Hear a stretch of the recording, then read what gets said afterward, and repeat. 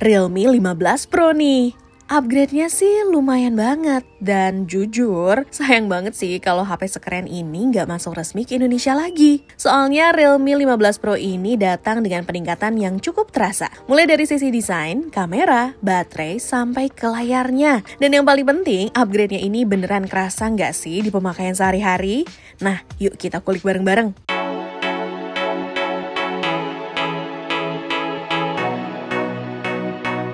Tapi seperti biasa, disclaimer dulu nih, kalau video ini bukan hasil review kita pribadi ya guys. Tapi ini dia ngambil informasi dari beberapa sumber ataupun KOL luar yang sudah terlebih dahulu mencicipi Realme 15 Pro ini.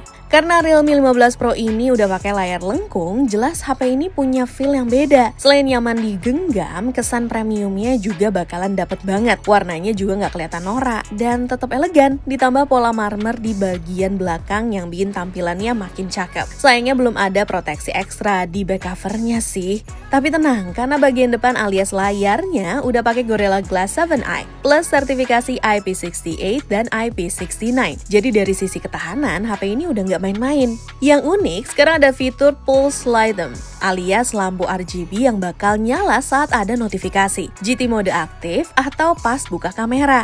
Buat Nidia sih ini gimmick yang nggak terlalu penting, tapi kalau kalian suka yang beginian, tulis pendapat kalian ya. Oh ya, ada satu ring kamera yang ternyata palsu alias cuma hiasan. Gak ngerti juga kenapa tren ini mulai muncul, padahal ini HP kelas harganya udah nggak bisa dibilang murah loh.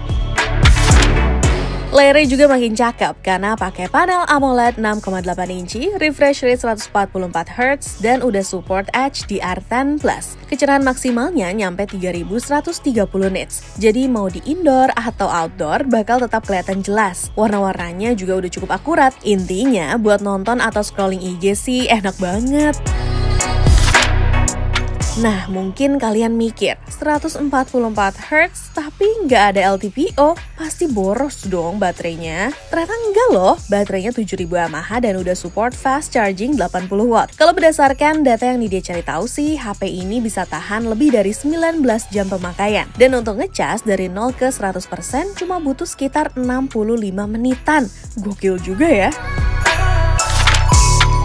Tapi buat kalian yang suka gaming, kayaknya Realme 15 Pro ini bukan buat kalian. Meskipun udah pakai Snapdragon 7 Gen 4 dan skor benchmarknya tinggi, performa aslinya diklaim biasa aja loh. Karena untuk beberapa game, maksimal itu cuma support sampai 90 fps. Padahal di HP lain di harga yang mirip, udah ada yang bisa sampai 120 fps. Jadi ini bukan HP performa ya. Dan untungnya Realme juga nggak ngaku-ngaku kalau HP ini tuh buat gaming. Kalau nih dia lihat sih, fokusnya HP ini tuh lebih ke fitur AI, terutama di bagian kamera. Karena di HP ini tuh ada AI Party Mode yang bisa nyesuaiin scene biar foto kalian makin kece, terutama di kondisi low light. Terus ada efek lighting lucu kayak bokeh bintang dan hati. Bahkan ada fitur Edit Genie, fitur AI buat edit foto.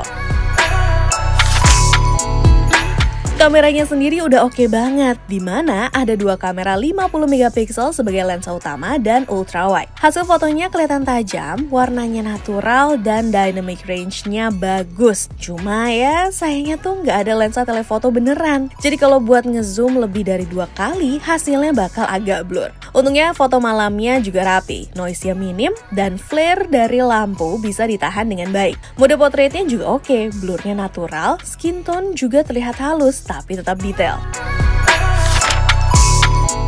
Jadi kesimpulannya, Realme 15 Pro ini menurut Nidia cukup ngebawa banyak hal menarik dari sisi tampilan, kamera, dan baterai. Tapi sayangnya ya belum ada kabar resmi bakal masuk Indonesia atau enggak. Kalau ngeliat tren sebelumnya di mana Realme 14 Pro nggak masuk, kemungkinan HP ini bakal absen lagi sih. Tapi semoga aja enggak ya, biar kalau masuk bisa jadi pilihan menarik buat kalian yang cari HP all-rounder dengan fitur AI yang kekinian. Secara harga sih emang bukan yang murah-murah banget ya, karena harganya tuh yang paling murah sekitar Rp31.999 atau sekitar nyampe 5 jutaan.